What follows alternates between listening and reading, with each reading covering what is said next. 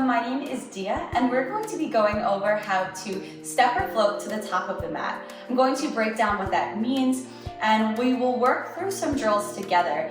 Some drills that you can play with in your classes, that you can play with on your own. So we will build up our step or float to the top of the mat.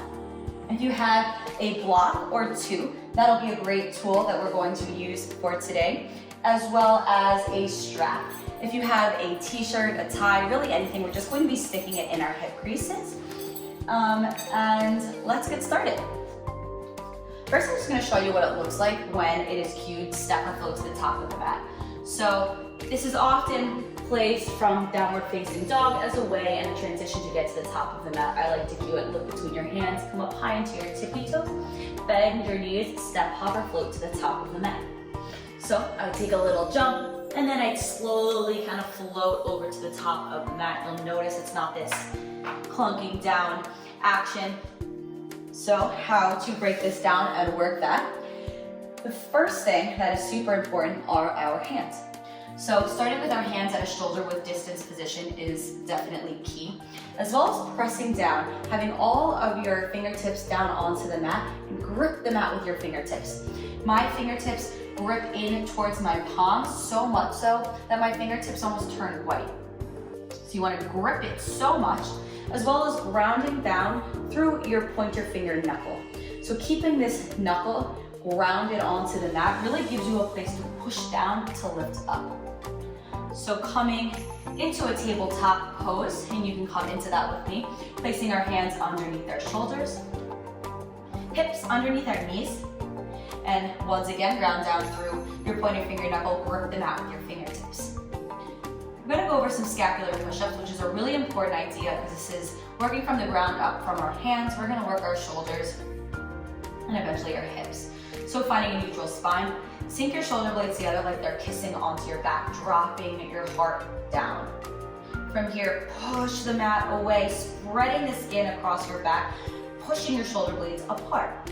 Lower your shoulder blades down, kiss them together, and then push them away. Sink it down for 5, push it away. 4, push, 3, push, 2, sink and push, and 1. Now taking this into a little more challenging position, step your right foot back, hips width distance, left foot back, hip width distance into your plank pose. So now we have way more pressure onto our hands, and this is more so what it will feel like when you step or float. So grip the mat with your fingertips, push down through your pointer finger knuckle. Sink your shoulder blades together like they're kissing onto your back, and then push the mat away, keeping the pit of the belly pulling in and up. So core is engaged this whole time. Sink your shoulder blades together and push it away. For 5, 4, 3, 2, and 1. Lift your hips up and back for downward facing dog. So bring your hands shoulder width distance, feet hips width distance, but actually walk your feet in a little bit shorter. When I take my step or float to the top of the mat, my downward facing dog is typically a little bit bigger than I like to have a jumping point from, so I kind of walk my feet in, come up high into my tippy toes for that low spring. So let's start with our feet shorter for purposes of this. And once again, grip the mat with your fingertips, push down under your hands, and then sink your shoulder blades together so your head kind of lowers down towards the mat a little bit, and then push the mat away, shoulders come high up by your ears.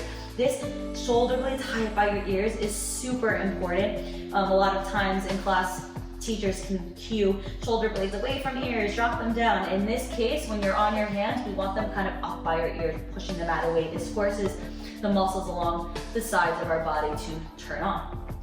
So drop that head lower down towards the mat, sink the shoulder blades down, and then push it away for 5, 4, 3, 2, and 1. Lower your knees down, shake out from your shoulders. Those can be kind of tough. I do those a lot.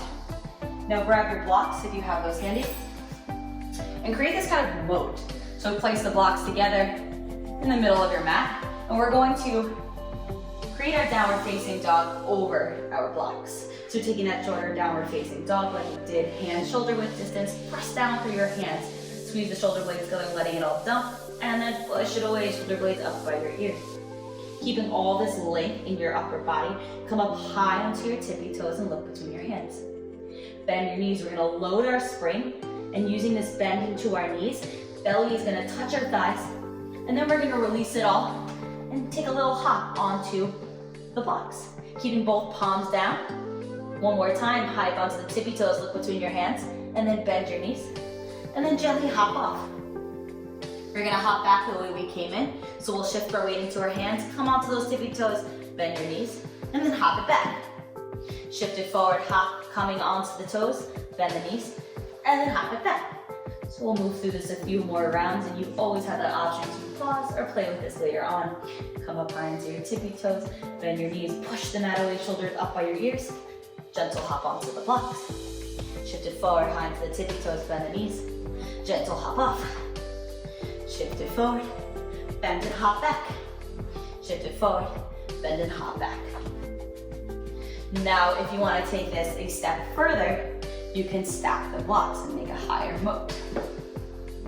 So placing these blocks in the middle, hands out. Grip the mat with your fingertips, shoulders up by your ears, high up onto your tippy toes. Bend your knees, keeping this belly to thigh connection to start. We're gonna hop it up onto the blocks, and now there's a lot of weight into your hands, so you're just gonna hop it down. So bringing it back is a little bit more challenge. You're gonna shift the weight onto your hands, bend your knees, load the spring, and then hop it onto the blocks, and then hop it off. Hop it on wherever you are, and hop it off. Hop it on, and hop it off. So that's a really fun drill. I used to do those a lot. Now, coming into our strap, t-shirt, tie, whatever you have, take it and fold it up. And what we're going to do is stick this into our hip creases.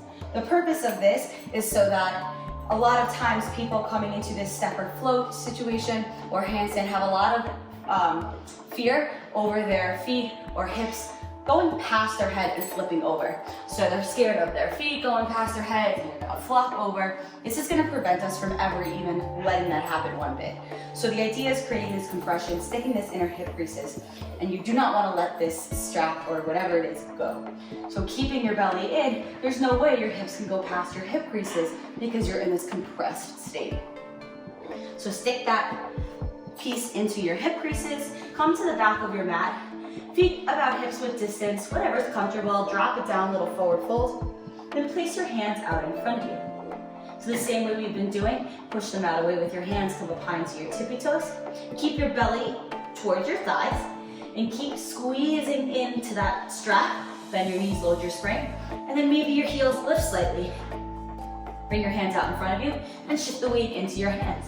So keeping your belly onto your thighs, or keeping this compressed state, you can maybe draw your heels in, or keep it into more of a pike, and just shift the weight forward and back between your hands. You can turn around, place your hands out, and just play with shifting the weight forward and back. This is a great way to become comfortable on your hands. You can play with how far your hands go. You can walk around like this, but make sure you keep squeezing in to that strap. So eventually, you'll get some more confidence.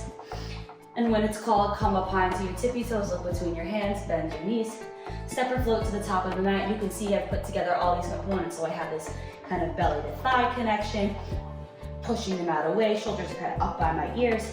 I'm gonna bend my knees, and I'm just gonna lightly just float to the top of the mat.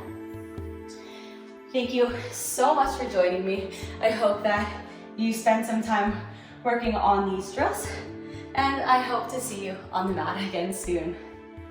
Thank you.